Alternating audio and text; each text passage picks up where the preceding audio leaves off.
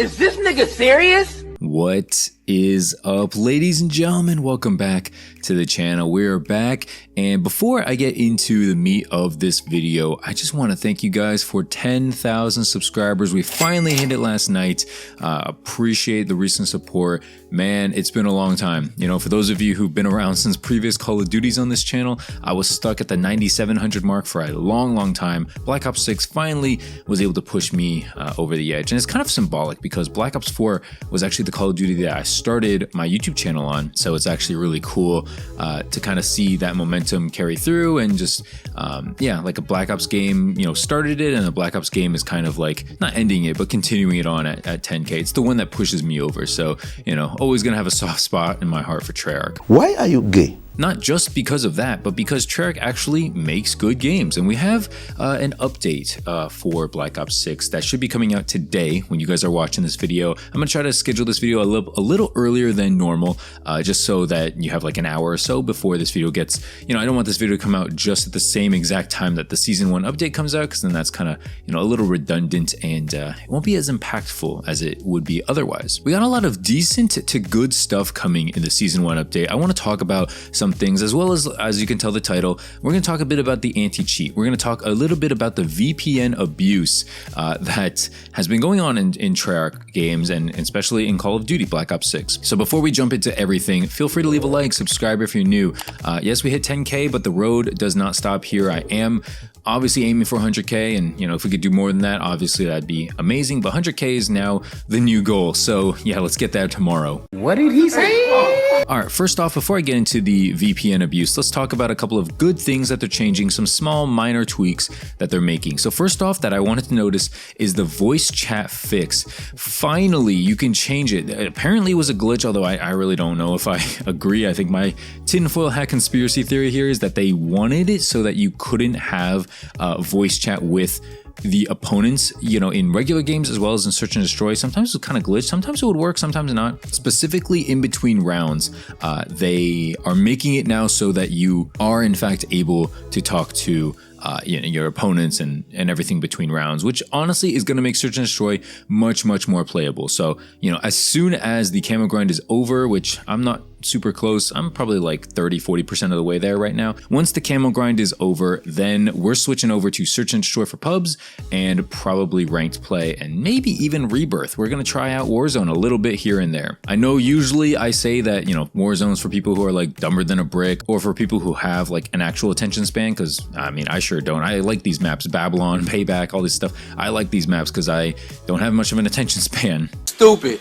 They're not. But Rebirth is actually something that does capture my attention, because Rebirth and, you know, Resurgence game modes overall just feel more fun to me. It feels like I'm not just wasting my time, you know, waiting for, you know, a teammate to buy me back. And, you know, obviously like Warzone's not really a game you could play solo. It's not the most fun thing in the world. So usually you want to play with a squad, you want to go for, you know, kill streaks and medals and stuff like that. So, and wins, of course. So I am kind of excited to talk about that. I'm not going to talk about Rebirth notes in this gameplay because you know, well, for the most part, most of this channel doesn't give a rat's ass about Warzone. For the most part, anytime I made a Warzone video in the past, it would get like negative views. So, you know, I'm going to elect my opinion and not be dumber than a brick and not kill my own channel. Okay. But the voice chat fix is very good, and like I said, it will incentivize me and my friends to play a lot more Search and Destroy going forward. Another small tweak that I wanted to mention is the Ninja reduction to footstep volume. There was apparently a glitch where Ninja wasn't absolutely quiet. I don't know if it was a glitch or if it was done on purpose, but now they are making it so that Ninja is completely quiet, and or maybe not completely quiet, but they are making it much more reduced in terms of sound. So again, another positive change here. We want flanking back. You know, as much as Recon is killing us, we want the ability to flank and sneak up on people. And I think, you know, hopefully with Recon being nerfed, hopefully they're going to do it again. I'm really hoping and praying that Search and Destroy is going to be a little more playable, and along with that, I hope ranked play is going to be a little more playable. Speaking of ranked play, we are dropping in on ranked play on November 21st, and that's going to be fun. Along with that Season 1 Battle Pass, you're going to be seeing that in a little bit here if you guys are watching this on day one. The Battle Passes this time is going to have 14 pages, which is really good. You know, I like the idea that you can kind of choose which direction you want to start with versus just being started on a map and you can only go one of two ways. This way you can elect to unlock the new weapon sooner than otherwise. If I'm reading this note correctly, I could be reading it wrong. Again, really good stuff here. It just seems like Treyarch uses their brains and they're not Infinity Ward, where, you know, sometimes it just seems like they're eating paste when they make decisions. Treyarch is not dumber than a brick. They are not making poo-poo choices, and I'm a fan of it, okay? Like, keep people who are making decisions in Treyarch, keep them in the world of Call of Duty, okay? Please, Activision and Microsoft, please keep these people. I know that they can't make maps right now, but they can at least make good decisions, all right? And that we need something in Call of Duty. We can't have bad maps and bad decisions. Like, what are we, Infinity Ward here? You say it! What you say it again? Say it again! That being said, I want to touch on this specific note about the Ricochet Anti Cheat. Treyarch has delivered several updates to combat disruptive behavior, including enhanced AFK detections to battle against account boosting, and then adjusting ping thresholds to require players play matches in their region to cut down on VPN abuse. I don't know why, but honestly, this seems kind of fake to me. It seems crazy that Activision and Treyarch is acknowledging VPN abuse. Like, they are actively aware that people are using other people's accounts to, you know, go for camos or to level up or to grind for weapons and stuff like that. And honestly, you know, don't tell anyone else, but it might be your top streamers who are doing this. You know, I'm just saying, I got no proof or anything, but I'm just saying, you know, maybe some of your favorite big boy streamers out there might not like this news so much. I did. Again, I think this is a good thing. I think when you want people going for camos, and maybe I'm just like an old head when it comes to this, maybe I'm an unk when it comes to this, people need to go for camos themselves, okay? I know nobody wants to use a launcher, nobody wants to tank their KD with a sniper rifle, but guess what? That's how the game is played. That's how the goal is gotten, and you're gonna appreciate the game more by doing this. And yeah, there's a lot of people out there who are just like, yeah, I'm just gonna get diamond ARs and subs and then just call it a day. And again, there's nothing wrong with that. Okay, I'm not going to be one of those haters out there like, oh man, you have to have fun like playing this certain way in Call of Duty. Like, no, I think people can do what they want, and if that's how they have fun, yeah, sure. But I think that to Mickey Mouse cheese your way into getting the camo grind into Dark Matter or even like Zombies one, that feels really cheesy too. Come on, man. Dark Spine or whatever? Like the Zombies camo, come on, don't cheese your way into that. That's just unfair, okay? Don't make someone else suffer in Zombies that long just so you can, you know, have that service done. I don't know. I'm not the biggest fan of it, but people are going to do what they're going to do. And it seems like Ricochet Anti Cheat is apparently going to try to stop this VPN abuse. And I think the VPN abuse isn't just for the camo grinding too. It's also for the matchmaking. It seems like they're trying to cut down on two boxing. And this is a big thing. Activision is aware, yes, of two boxers. They're aware of reverse boosters and people VPNing, session joining, you know, people finding lobbies in like Mexico or Argentina or Asia or anything like that, and they're just doing whatever it takes to get an easy lobby for their, you know, glue sniffing subscribers who think, oh my god, he got 85 kills in 2 seconds. Yeah, maybe because he's playing people who don't shoot back. I don't get how that's entertaining, you know? Huh?